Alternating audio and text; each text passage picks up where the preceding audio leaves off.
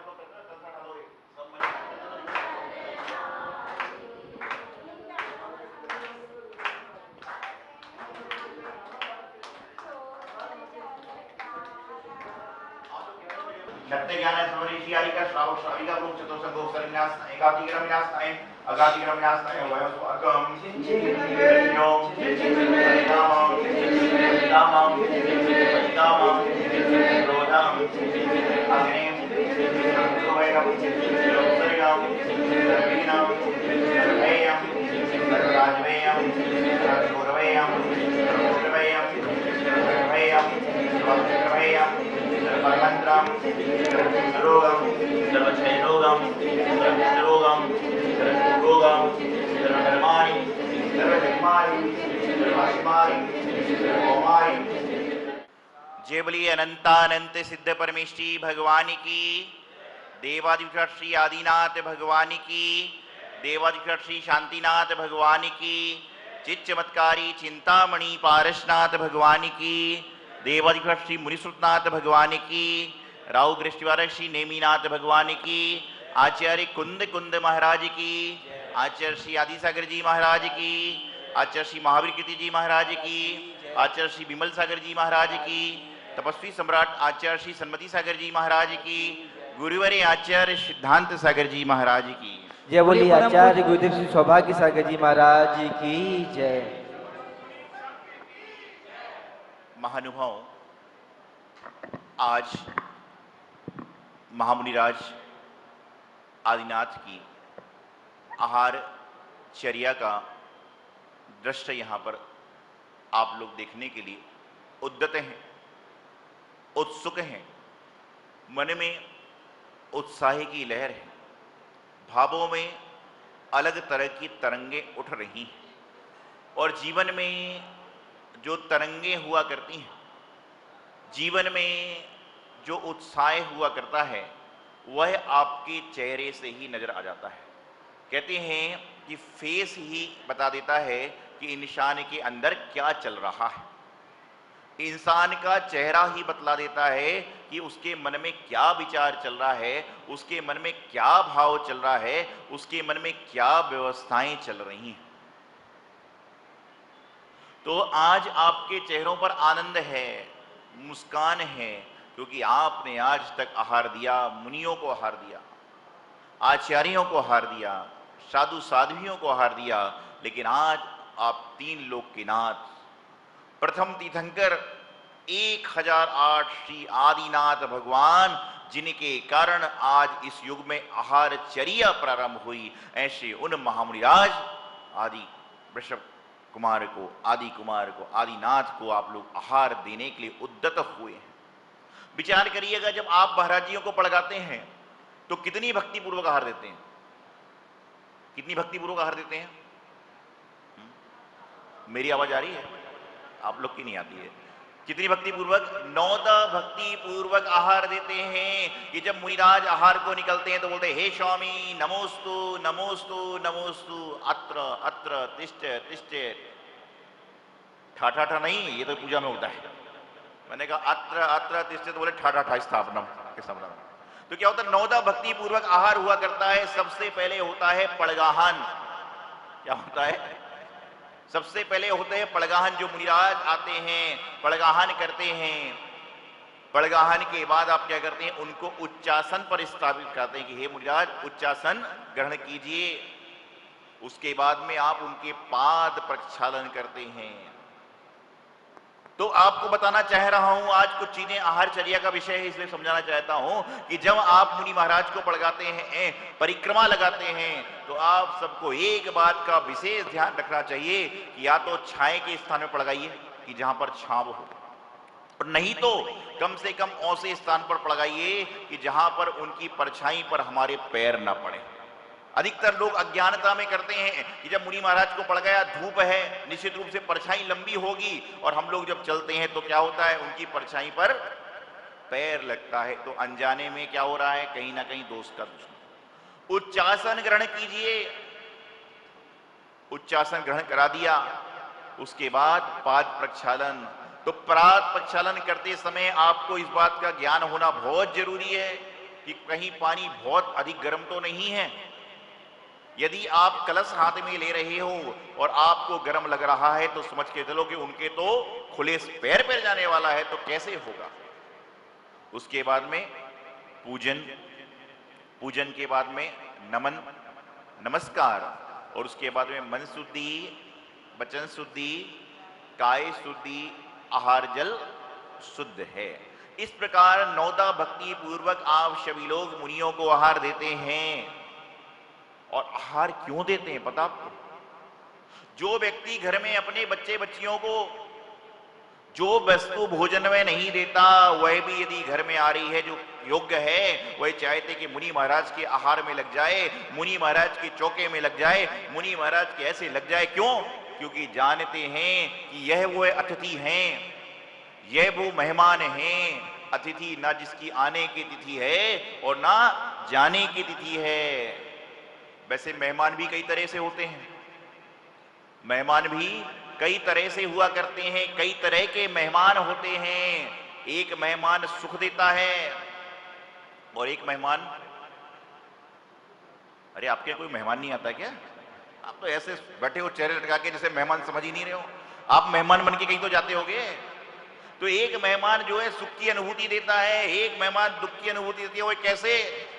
जैसे किसी के घर में चाचा आने वाला हो और किसी के घर में जवाई आने वाला हो। मैं समझाता हूं। किसी के घर में चाचा आने वाला हो और किसी के घर में जवाई आने वाला हो, तो जवाई जब आने वाला होता है तो ट्रेन पे लेने के लिए गाड़ी चली जाती है, साला चला जाता है, और जैसे ही जवाई पहुंचता है, देखिए अब आप मुझसे ये मत पूछना कि आपको ये बातें कैसे पता है, नहीं तो लोग मुझसे पूछते भाई ये बात बता दीजिए, ये तो आप सबके साथ सुनते सुनते मालूम चल जाती बातें। तो क्या होता है कि जैसे ही जवाई पहुंचता है, पहले उसका तिलक होता है, आरती होती है, खाने को जो खाना 4-5 दिन से सालों से घर में नहीं बना, तरह तरह का खाना व्यंजन बनता है। और जाते समय क्या होता है बताओ ना भाई, कहीं कहीं जवाई तो हो गया। जाते समय टीका लगता है और लिफाफा दिया जाता है, ये तो क्या हुआ जवाई का स्वागत। और इसके विपरीत चाचा आता है, ताऊ आता है, तो क्या होता है जब चाचा ताऊ आता है, अरे आज तो बहुत काम है, ड्राइवर से तो तुम जाके ले आना। ड्राइवर बोला जी मुझे, अरे चाचा जी क्या करें, ड्राइवर की तबीयत ठीक नहीं, आप तो ऑटो से आ जाना, आते रहते हो। चाचा आ रहा है, कोई उसकी अवगत नहीं, जो खाना खा रहे हैं वही खिला रहे हैं।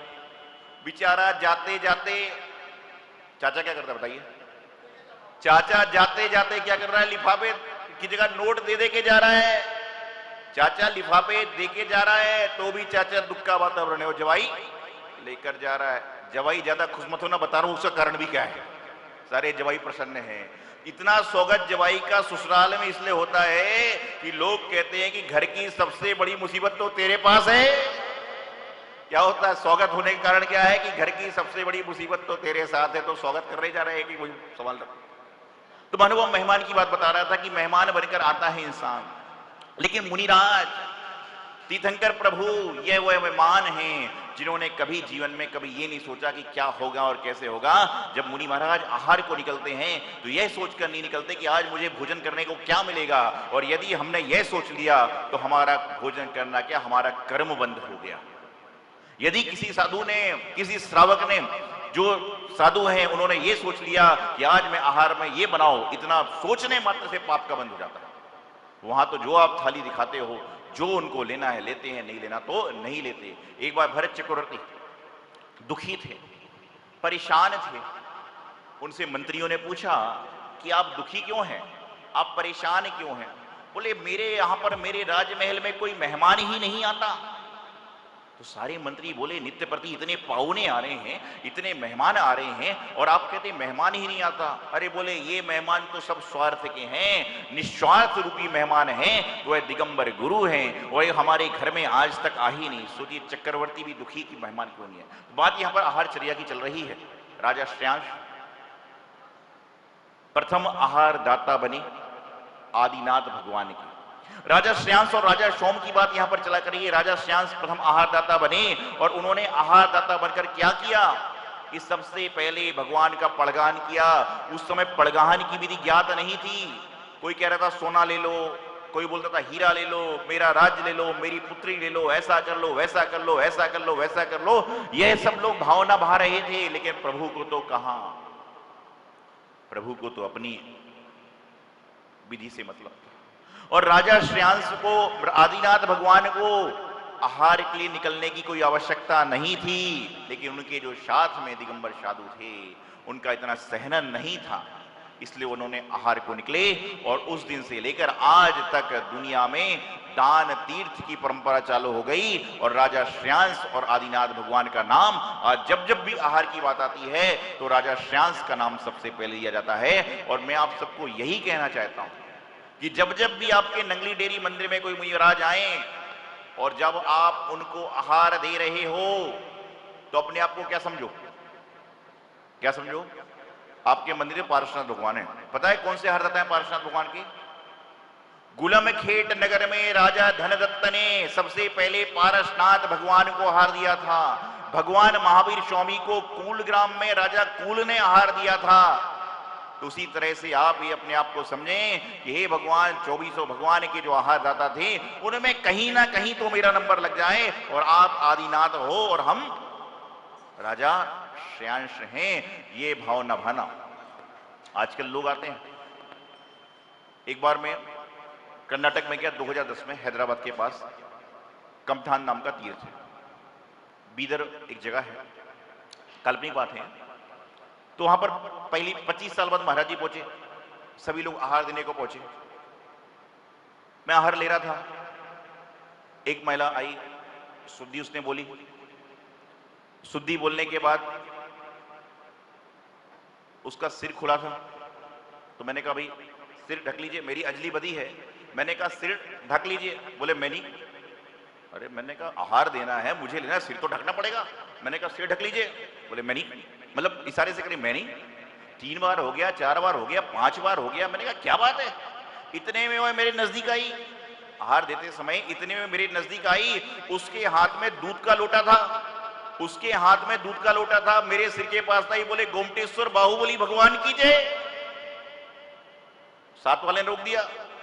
फिर उस दिन से मैंने अपना तरीका बदल दिया। आजकल मैं ऐसा नहीं करता हूं, आजकल ऐसा करता हूं, लोटा हाथ में था और जब मैं ऐसा कर रहा हूं सिर ढकने का, वो सोच रही सिर पर डाल दो, मैं नहीं कर सकती हूं, और मेरा मन था कि सिर। तो ये जिंदगी है, यहां पर तरह तरह की व्यवस्थाएं चलती हैं। तो हमें क्या करना है कि भगवान की आज आहारचर्या देख रहे, राजा श्रेयांश बनने का अवसर मिल रहा है, तो प्रत्येक आहार देने वाले व्यक्ति को आज कुछ ना कुछ त्याग का संकल्प लेना चाहिए और कम से कम 1 वर्ष तक के लिए कोई भी खाने की वस्तु का त्याग करना चाहिए, क्योंकि आप राजा श्रेयांश बनकर भगवान आदिनाथ को आहार दे रहे हो। लेकिन खाने की वस्तु कौन सी? एक व्यक्ति आया, बोले महाराज जी मैं कभी पाकिस्तान नहीं जाऊंगा। अरे 80 साल की महिला आ रही है, बोले मेरा चने का त्याग है। ये तो स्वार्थ है। आप ऐसी वस्तु का त्याग करो जो 2 दिन में, 3 दिन में, 4 दिन में कभी ना कभी भोजन में टकराती तो हो, तो आपको याद रहेगा कि मैंने आदिनाथ भगवान को आहार दिया था। बिना त्याग के आहार देना निष्फल है, कोई फल नहीं मिलता। तो आज आदिनाथ भगवान की आहारचर्या होगी, आप सभी लोग राजा श्रेयांश बनेंगे। और आपको बताऊं कि जब आप आहार दोगे तो आप कोई देव नहीं हो, इंद्र नहीं हो, आप लोग इंद्राणी नहीं हो, आप लोग क्या श्राव, क्योंकि देव लोग तो आहार दे ही नहीं सकते, देवियां तो आहार दे ही नहीं सकती। आप लोग सामान्य श्रावक बन के आहार देंगे और आनंद लेंगे। तो आज आदिनाथ भगवान की आहारचर्या राजा श्रेयांश, राजा सोम के द्वारा संपन्न होगी और आप सभी लोग देखकर पुण्य लाभ लेंगे। इति अल्पम। आचार्य गुरुवर सिद्धांत सागर जी महाराज की।